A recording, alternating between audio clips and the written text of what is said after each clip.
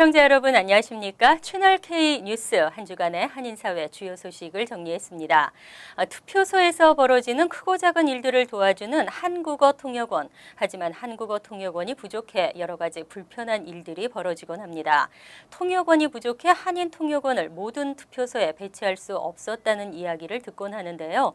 한인사회의 투표 참여 독려 노력에도 불구하고 한국어 선거 통역원은 턱없이 부족한 실정입니다. 올해도 선거를 앞두고 180여 명이 필요하지만 현재 확보된 인원은 100명 정도로 알려졌습니다.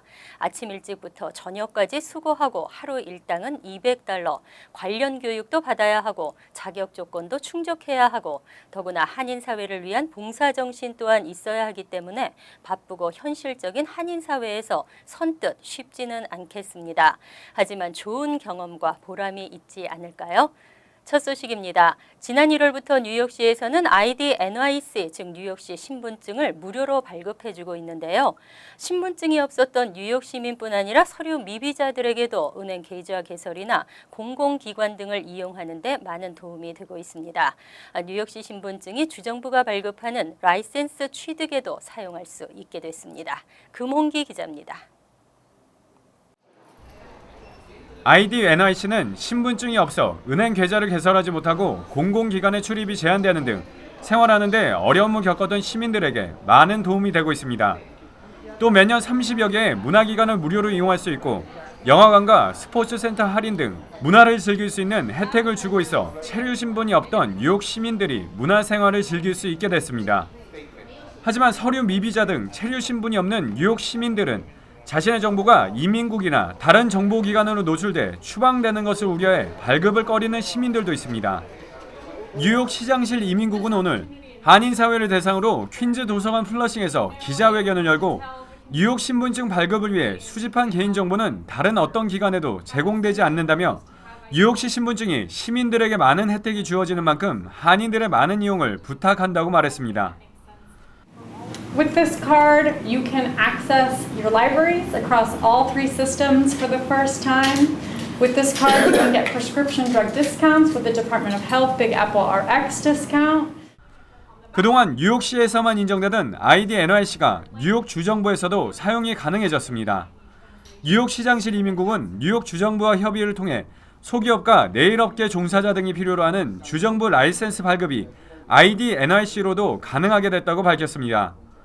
체류 신분이 없어 주 정부의 라이센스 발급이 어려웠던 시민들과 한인사회 각계 단체에서도 주 정부의 이번 결정을 반기는 분위기입니다. That the Department of State is willing to accept this ID for licensing and other matters. I think that is tremendous news. I think that's a great sign that the state of New York and the agencies are following, catching up to the city's efforts. So I applaud you for those efforts. ID NIC는 이민자 신분과 관계없이 뉴욕시에서 거주하는 것을 증명할 수 있는 14세 이상이면 누구나 뉴욕시 도서관에서 발급받을 수 있습니다. 채널 K 뉴스 금홍기입니다. 이제 퀸즈 도서관 플러싱에서도 한국어를 배울 수 있게 됐습니다. 뉴욕 한국교육원과 퀸즈 도서관이 지난 8일 한국어 강좌 프로그램 운영에 대한 업무 협약을 맺었습니다. 지역 주민들이 한국어를 배울 수 있게 됩니다. 금홍기 기자가 취재했습니다. 뉴욕 한국교육원이 지난해 퀸즈 도서관 맥 골드릭의 한국어 강좌를 처음으로 개설한 데 이어 플러싱 도서관에도 한국어 강좌 프로그램을 추가로 개설했습니다. 퀸즈 도서관 플러싱 분원과 업무 협약을 맺은 한국교육원은 한국어 강좌 운영을 위한 강사료 일부와 교재를 지원합니다. 교육원은 앞으로도 뉴욕 일원 도서관에서 한국어 강좌가 더 많이 개설될 수 있도록 지원을 아끼지 않을 계획입니다. 도서관 측에 교재와 인건비, 강사 인건비 일부를 지원하고 도서관에서는 공간 제공하고 학생 모집하고 그리고 이 한국어 강좌가 더 잘 운영될 수 있도록 프로모팅하고 이런 일들을 하게 될 겁니다. 퀸즈 도서관 메리 블레이버그 수석 부원장은 한국어 강좌 개설을 통해 한국어와 한국 문화가 널리 소개되길 기대한다며 도서관에서도 한국어 교육이 활성화될 수 있도록 적극 지원할 계획이라고 말했습니다. I hope that this is the beginning of many years of this kind of instruction so that more of our non-Korean speaking residents can learn Korean and not have to do this. 퀸즈 도서관 플러싱 분원에서는 오는 16일 오후 4시 첫 수업을 시작으로 매주 금요일마다 한국어 강좌를 무료로 제공할 계획입니다. 채널K 뉴스 금홍기입니다. 북한 억류 한인 대학생 주원문 씨가 지난 5일 남한으로 송환됐습니다. 건강한 모습으로 캐주얼한 차림을 한 주 씨는 평범한 대학생이 불법적으로 입국했다. 북한의 환대로 안전하게 귀국하는 것을 세계에 보여주기 원한다고 전했는데요. 한국 정부는 주 씨에게 국가보안법 위반 혐의를 조사하고 실정법을 적용할 것으로 알려졌습니다. 한국통일부는 주 씨가 한국 시간 5일 오후 5시 30분쯤 판문점을 통해 한국으로 돌아왔다고 공식 발표했습니다. 이에 앞서 북한은 한국 측에 주 씨의 송환 의사를 통보했습니다. 뉴저지 테너플라이에 거주하는 주 씨는 지난 4월 22일 중국 단동에서 압록강을 건너 불법 입국을 한 혐의로 북한 당국에 억류되었습니다. 주 씨는 이후 CNN과의 인터뷰를 통해 남북관계에 좋은 영향을 끼치고 싶어 자진 입국했다며 북한의 처벌을 달게 받겠다고 밝힌 바 있습니다. 현재 한국 정보당국과 검찰로부터 수사를 받고 있는 주 씨는 한국 국적의 미국 영주권자로 국가보안법 위반 혐의가 적용될 수도 있습니다. 만약 주 씨에게 국가보안법 6조 1항 잠입과 7조 1항 찬양 위반 혐의가 적용되면 각각 10년과 7년 이하의 징역을 받을 수도 있습니다. 하지만 일각에선 기자회견 자체가 북한의 지시일 가능성이 높은 만큼 실제 처벌로는 이어지지 않을 것이라는 전망도 나오고 있습니다. 한편 이번 주 씨의 송환이 남북관계 개선에 신호탄으로 작용할 것이라는 해석도 나왔습니다. 뉴저지 펠팍이 한인타운으로서 자리를 확고히 합니다. 지금도 1년 2차례 거리 축제를 통해 타민족에게 한국을 알리고 있지만 앞으로는 더 큰 한인 축제가 열려 한인타운의 이미지를 견고히 하게 됩니다. 팰리세이드 파크타운 관계자는 최근 브로드 애비뉴 중심 구간의 차량을 통제하고 한국 음식과 문화가 어우러지는 한인 축제를 계획하고 있다고 밝혔습니다. 이와 같은 한인 축제를 통해 뉴저지 최대 한인타운으로서의 이미지를 견고히 하고 한인 상권의 활성화 등을 모색하겠다는 입장입니다. 동시에 비한인 주민들과 한인들 간의 유대 관계를 높일 수 있을 것으로 기대되고 있습니다. 한편 이와는 별도로 매년 거리 축제를 열고 있는 펠팍 상공회의소 역시 내년부터 블락파티 형태로 거리 축제를 확대한다는 계획을 추진하고 있는 것으로 알려졌습니다. 브로드 애비뉴에서 한인들을 위한 축제가 매년 2회씩 개최될 가능성도 열려 있는 상태입니다. 펠팍 브로드 애비뉴의 코리아웨이 병기 추진 작업을 하고 있는 이강일 펠팍 한인 회장은 코리아웨이라는 이름 아래 한인들을 위한 최대 축제가 열릴 것으로 기대한다고 밝혔습니다. 이와 함께 뉴저지 펠팍 브로드 애비뉴를 코리아웨이로 병기하도록 하는 프로젝트도 큰 힘을 받고 있습니다. 32대 뉴욕 한인의 집행부가 최근 추진위원회에 기금을 전달하고 코리아웨이 프로젝트의 성공을 기원했습니다.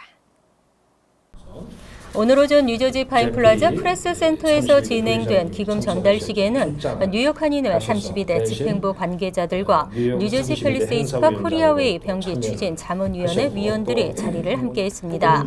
한창현 회장이 이끌던 제32대 뉴욕 한인회 집행부 임원들은 그동안 지속적인 모임을 가져오던 중 팰리세이드파 코리아웨이 프로젝트를 함께하기로 하고 임원들이 십시일반 모은 $1,000를 자문위 측에 전달했습니다.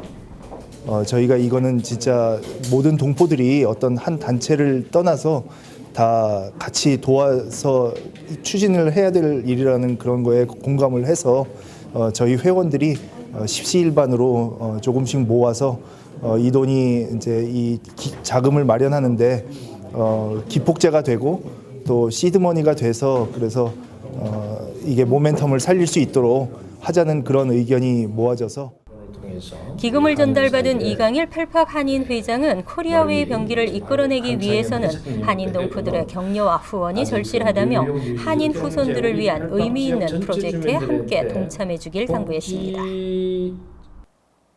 그런가 하면 뉴욕 총영사관이 개인정보를 무단 열람했다는 의혹이 드러났는데요.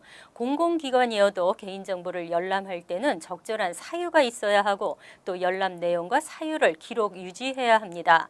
하지만 뉴욕 총영사관을 비롯한 일부 제외공관들이 여권 업무와 관계없이 여권에 포함된 개인정보를 무단 열람한 것으로 드러났습니다. 최근 외교부가 제출한 국감자료에 따르면 2014년 한 해 동안 156개 제외공관은 32,008건의 여권 개인정보를 업무와 관계없이 무단 열람했습니다. 특히 뉴욕 총영사관은 이 기간 1,592건의 열람 사유가 불분명하고 무단으로 열람된 것으로 분석됐습니다. 전체 제외공관 가운데 고베 총영사관이 4,378건으로 가장 많았고 오사카 총영사관 3,378건, 그 뒤로 뉴욕 총영사관의 순이었습니다. 뉴욕 총영사관은 지난해 발표된 감사원 보고서에서도 지난 2012년 1월 1일부터 2013년 9월 30일까지 1,632건을 무단 열람의 지적을 받은 바 있습니다.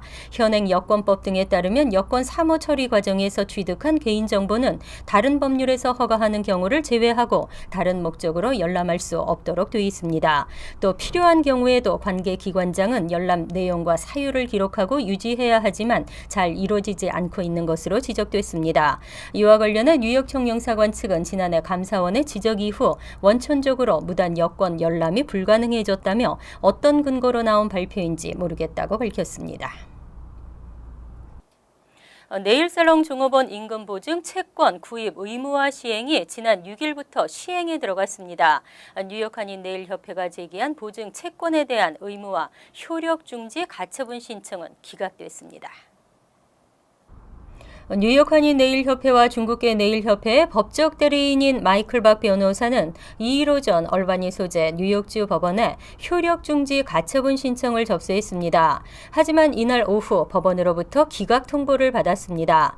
따라서 6일까지 뉴욕주 내 모든 네일업소들이 임금 채권을 구입하도록 한 앤드류 쿠오모 뉴욕 주지사의 행정명령은 예정대로 발효됩니다. 6일 이후 임금 채권을 구입하지 않았다가 적발되면 $500의 벌금이 두 번째 적발되면 $2,500의 벌금에 영업 중지 명령을 받게 됩니다. 업소는 모든 벌금을 지불하고 임금 보증 채권을 구입할 때까지 영업을 재개할 수 없습니다. 이와 관련해 이상호 뉴욕 한인 네일협회장은 일주일 후 가처분 신청을 법원에 재접수할 것이라고 밝혔습니다. 이 회장은 임금 채권 구입을 거부당하거나 과도한 채권 가격을 감당하기 어려운 업주들을 위해 법적인 해결 방안을 지속적으로 강구할 것이라고 말했습니다. 한글을 그대로 번역하다 보면 전혀 엉뚱한 뜻이 됩니다. 너무 어이없는 한식 메뉴의 영어 표기를 보신 적 있으실 텐데요. 한식 외래어 표기법 기준이 발표됐습니다. 외국인들이 한식 메뉴를 고를 때 또 외국인들에게 한식을 설명할 때 많은 도움이 될 것으로 보입니다.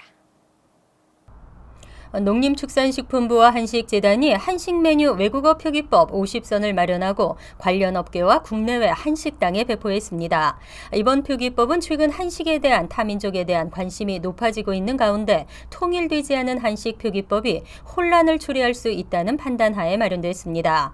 농림축산식품부와 한식재단은 잘못된 표기가 온라인상에서 유머의 소재가 된 점에 주목했습니다. 실제로 최근 온라인에서는 곰탕이 베어탕, 육회가 6times 등 어처구니 없는 영어 표기가 화제가 된 바 있습니다. 이번에 발표된 50선 외의 한식 메뉴 외국어 표기법은 한식재단의 200개 한식 메뉴 외국어 표기 길라잡이 또는 같은 제목의 어플리케이션을 통해 무료로 확인할 수 있습니다. BBCN은행이 최근 일부 고객의 계좌를 일방적으로 폐쇄한다는 통보를 내보내면서 해당 고객들이 불쾌한 마음을 호소하고 있습니다. 이들의 상당수는 대부분 65세 이상 고령자, 연방정부에서 보조금이 자동 입금되는 사람들로 나타났는데요. 이들은 돈이 안 되는 고객들을 외면하는 것이 아니냐며 불만을 나타냈습니다. 이러한 조치는 수익성이 떨어지는 계좌를 정리하겠다는 것과 BSA 연방금융보안법에 의해 은행이 계좌를 폐쇄할 수 있지만 아무튼 이번엔 고객들이 영문조차 모르고 당한 일이어서 도의적 비난을 피하기 어려울 것으로 보입니다. 채널 K 뉴스 여기서 마칩니다. 함께해 주신 여러분 고맙습니다.